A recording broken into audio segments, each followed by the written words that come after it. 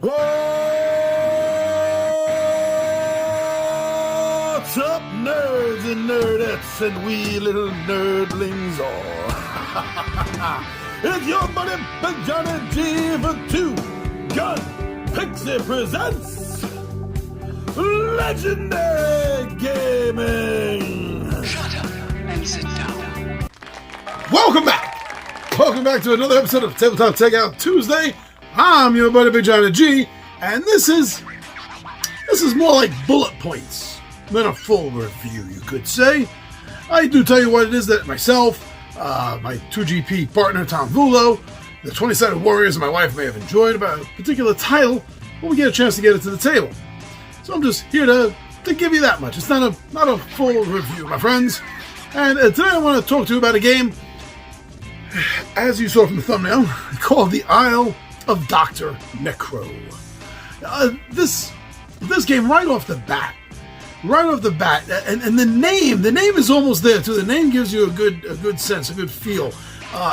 This is very much an homage. The game itself is kind of like a love letter to the old 1930s, 1940 serial sci-fi high adventure kind of stories. And I really do like that. I think there needs to be more games. I love games of high adventure, and this really does capture that feeling of the old serials. Now, this is an entirely card-driven game. Everything is there's some dice. There's a couple of tokens, but generally speaking, this is entirely a card-driven game. And there's over 30, I think 33 or 34. Different characters to choose from. There's a lot. And one reason for that is because every player is going to be playing 3 characters. Every player is going to be a 3-man, woman, robot, thing, team. And yet you're all working together.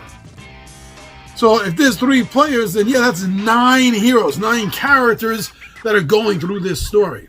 I really love the different mixes between these characters. It seems to be a never-ending ability to just put different teams together. Whether you're putting it together on purpose or whether you're doing the blind draw sort of thing to get your little team together, get your hands together. Whichever way you're doing it, you're having a massive team, and there's always going to be a different team. There's so many. Wow, there's so many. Well, I can't talk about the cards. I'm talking about the great team characters, the heroes that they have in this that are really ripped from a lot of sci-fi, especially old school. I mean, old school to me. I mean, I'm 55 and I'm talking old school. Things that like in the 30s and 40s from my dad's days. You know, these sci-fi and serial tropes. The artwork on the cards. The artwork on the cards is a perfect representation of that. It really does an amazing job, a great job of visually capturing the feel that it's going for of these old 1930s, 1940s serialized adventure shorts. It does a great job. You look at this art, and it really does compel you to think back in those time periods. It does a good job. Altogether, this game can play up to 5 players. You can sit down with a 5-player game in this. Now, that's good, especially for a small box game. Well, you know, most games usually go to 4. 5 isn't an odd number. So it's good to see that here, though. You know, a small game, quick play, with up to 5 count. Now, the number of players is going to add a little bit to the playtime. But other than that, yeah, and it can also solo. That's right, it can also...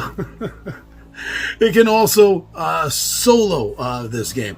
So yeah, it gives you a really good diverse way of playing this, either with your friends, family, gamers, or for whatever reason, if you're stuck and you're at the table by yourself and you want something to game, this will give you that opportunity. And I like it when games give you that solo option.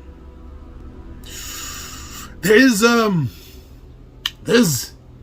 nice bit of tension that builds up in this game because this is to It is a race against the clock, so to speak. Depending on the number of players in the game, you're going to have a set number of turns, time, that you're going to have to rescue these scientists off of the Isle of Dr. Necreaux and escape. Otherwise, that's it. His plan unfolds. You're late, so you've lost. So get your act together. You do. You do have that timer, and you feel it. Right from the beginning, you feel it. I mean, it gets worse as the game goes on, because you're watching the token move down that time scale, and you know what's going to happen. You know you're going to lose if you don't pick up the pace. I like it when games have that bit of tension in it. It makes them feel a little bit more exciting. That's it. Plain. Simple. It just makes a game feel more exciting. And this has that. Oh boy. This game, this is a tough game. It's a small box game. Not a hell of a lot of rules. It's not rule heavy, but it's a tough game. I've lost well more games of this than I've ever won. And yet I still want to play it. And the reason for that is because it's fun, it's exciting. You don't have to win a game every single time to enjoy it.